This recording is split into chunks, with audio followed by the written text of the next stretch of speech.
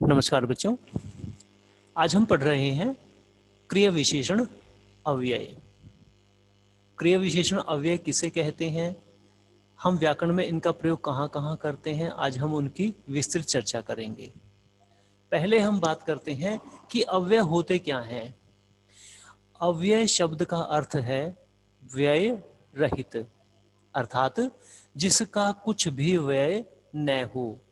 इनको अविकारी शब्द भी कहा जाता है। कहने का मतलब क्या है कि हमारी हिंदी भाषा में, हमारे व्याकरण में कुछ शब्द ऐसे होते हैं जो हमेशा वैसे के वैसे ही बने रहते हैं। वो किसी भी लिंग में, वचन में, काल के अनुसार कभी भी परिवर्तित नहीं होते हैं, वो कभी बदलते नहीं हैं। अव्यय वे शब्द हैं जिनका वाक्य में प्रयोग होने पर लिंग, वचन, पुरुष, काल, वाच्य आदि के प्रभाव से कोई परिवर्तन नहीं आता, अर्थात उनमें कोई भी बदलाव नहीं होता है। जैसे ये पहले होते हैं वैसे ही अंत तक बने रहते हैं। इसके बाद हम बात करेंगे क्रिया विशेषण की, कि क्रिया विशेषण किसे कहते हैं। क्रिया की विशेषता बताने वाले शब्दों को क्रिया विशेषण कहते हैं। जैसा कि हम जानते हैं, जो शब्द संज्ञा या सर्वनाम शब्दों की विशेषता बताते हैं उनको हम क्या कहते हैं, उनको हम विशेषण कहते हैं। लेकिन जो क्रिया की विशेषता बताते हैं उनको हम क्रिया विशेषण कहते हैं। अब यहाँ पर है हमारा क्रिया विशेषण अव्यय, अर्थात क्रिया विशेषण वे शब्द होते हैं जो किसी भी लिंग के अनुसार, किसी भी वचन के अनुसार परिवर्तित नहीं होते हैं, वो हमेशा एक ही रूप में प्रयोग किए जाते हैं। आइए अब हम इनकी आगे चर्चा करते हैं। पहले हम बात करते हैं क्रिया विशेषण के भेदों की। तो क्रिया विशेषण के चार भेद होते हैं। कितने भेद होते हैं? चार भेद होते हैं। पहला है हमारा स्थानवाची क्रिया विशेषण, दूसरा है कालवाची क्रिया विशेषण, तीसरा है रीतिवाची क्रिया विशेषण और अंतिम है परिमाणवाची क्रिया विशेषण। अब हम सबसे पहले स्थानवाची क्रिया विशेषण की बात करते हैं। स्थानवाची क्रिया विशेषण, पहले हम परिभाषा पर चर्चा करेंगे। जिन क्रिया विशेषणों से क्रिया के घटित होने के स्थान के बारे में पता चलता है वे क्रिया विशेषण स्थानवाची क्रिया विशेषण कहलाते हैं। जैसे कि नाम से ही स्पष्ट है, स्थान, कोई स्थान, वाची होता है बोध कराने वाला, अर्थात स्थान का बोध कराने वाला, स्थान की जानकारी देने वाला, और क्रिया विशेषण वह शब्द होगा। अर्थात जिन क्रिया विशेषणों से क्रिया के घटित होने के स्थान के बारे में पता चलता है, अर्थात वह क्रिया कहाँ पर हुई है उस स्थान के बारे में जब हमें जानकारी मिलती है, वे क्रिया विशेषण स्थानवाची क्रिया विशेषण कहलाते हैं। इसके लिए हम कैसे शब्दों की पहचान करते हैं, कैसे शब्दों का प्रयोग करते हैं? जैसे इधर, उधर, यहाँ, वहाँ, ऊपर, नीचे, बाहर, भीतर, दूर, पास, आसपास आदि। ये जो शब्द हैं ये स्थान का बोध हमें कराते हैं। पहचान कैसे हम करते हैं इनकी? स्थानवाची क्रिया विशेषणों का पता क्रिया पर कहाँ शब्द से प्रश्न करके लगाया जा सकता है। कहाँ प्रश्न के उत्तर में मिलने वाले शब्द स्थानवाची क्रिया विशेषण होते हैं। अर्थात हम इनकी पहचान कैसे करेंगे कि वो स्थानवाची है, रीतिवाची है, परिमाणवाची है, वो कौन सा भेद है? तो हम क्या करेंगे, हम कहाँ से अगर प्रश्न करते हैं तो उससे हमें स्थानवाचक का बोध हो जाता है। उदाहरण देखिए, उदाहरण है नीला उधर बैठी है। अब हम प्रश्न करेंगे कहाँ लगाकर, कहाँ बैठी है, अर्थात नीला कहाँ बैठी है, उत्तर मिलेगा उधर बैठी है। तो उधर क्या है? नीला इधर बैठी है, उधर बैठी है, नीला यहाँ बैठी है, नीला वहाँ बैठी है, नीला ऊपर बैठी है, नीला नीचे बैठी है, नीला बाहर बैठी है। तो ये जो सभी शब्द हैं ये हमें उसी का बोध करा रहे हैं। अर्थात कहाँ से अगर हम प्रश्न करते हैं, कहाँ के प्रश्न से हमें ये पता चल जाता है कि वह स्थानवाची क्रिया विशेषण है। अब हम बात करेंगे कालवाची क्रिया विशेषण की। जैसे कि नाम से ही स्पष्ट है, काल का मतलब है समय, अर्थात जो क्रिया के समय का बोध हमें कराता है। परिभाषा है इसकी, जिन क्रिया विशेषणों से क्रिया के घटित होने के समय के बारे में पता चलता है वे क्रिया विशेषण कालवाची क्रिया विशेषण कहलाते हैं। बिल्कुल स्पष्ट है बात।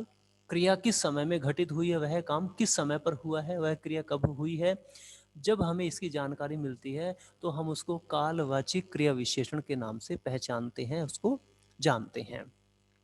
इसके लिए हम कौन कौन से शब्दों का प्रयोग करते हैं उसकी पहचान कर पाते हैं।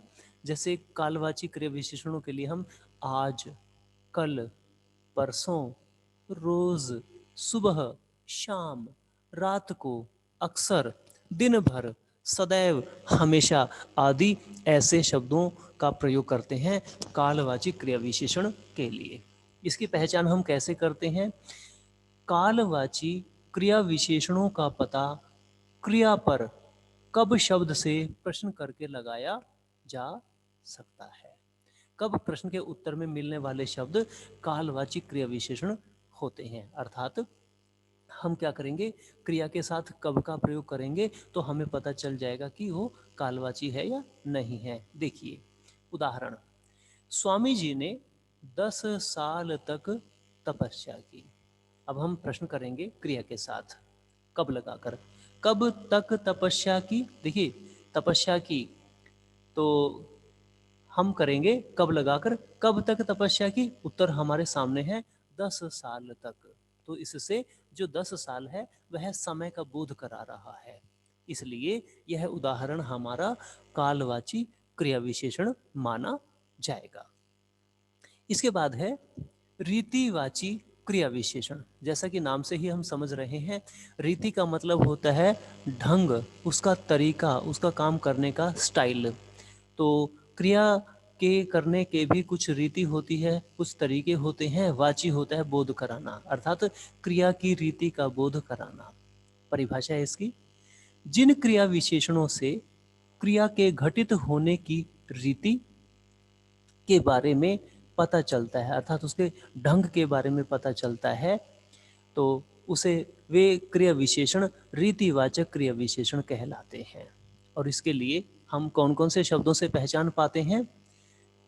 जो रीतिवाचक क्रिया विशेषण होते हैं उसमें धीरे, जल्दी, तेज, धीमा, अचानक, भली भांति, एकाएक, झटपट, अपने आप ही, जल्दी से आदि ऐसे शब्दों का प्रयोग हम करते हैं। अब हमें इसकी पहचान करनी है तो हम इसकी पहचान कैसे करेंगे वो भी हमें जानना आवश्यक है। रीतिवाची क्रिया विशेषणों का पता क्रिया पर कैसे शब्द से प्रश्न करके लगाया जा सकता है। किसका हम प्रयोग करेंगे? कैसे शब्द का प्रयोग हम करेंगे प्रश्न के रूप में। कैसे प्रश्न के उत्तर में मिलने वाले शब्द रीतिवाची क्रिया विशेषण होते हैं। अर्थात कैसे से हम प्रश्न करेंगे, उसके बाद हमें उसका उत्तर मिलेगा, उत्तर मिलने के बाद हम ये अनुमान कर लेंगे कि वह रीतिवाचक क्रिया विशेषण है। उदाहरण देखिए, गाड़ी धीरे चलाओ।